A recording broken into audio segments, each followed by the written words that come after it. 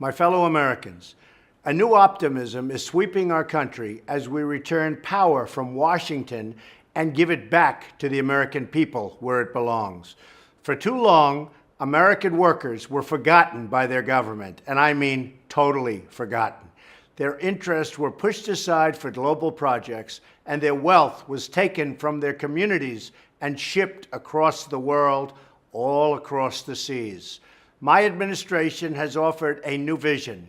The well-being of the American citizen and worker will be placed second to none. And boy, do I mean second to none. Since day one, I have been fighting for the hardworking people of this country. And this week, we took historic action to continue delivering on that promise. We did so in one of the many proud industrial towns of our nation, Kenosha, Wisconsin, where the men and women of Snap-on, who make American tools for workers around the world, they were there and they loved what they heard and they loved what they saw. In Wisconsin, I signed an executive order to buy American and hire American. I took historic action to ensure that federal projects are made with American goods and to keep American workers and companies from being cheated out of contracts by countries that break the rules and break every regulation in the book to take advantage of the United States. That's not going to happen anymore. I also took action to reform our immigration system so that it puts the needs of American workers first. The duty of government is to represent the citizens of the United States, and that is what we will do.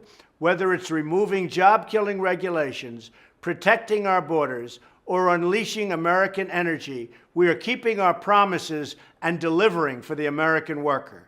During my visit, I talked about how America is a nation that honors work.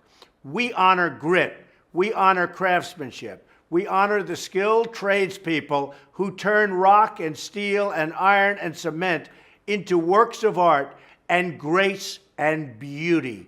There's tremendous talent there, believe me. The wrench and ratchet are not only tools, but instruments that help build cities out of deserts and send ships across the ocean.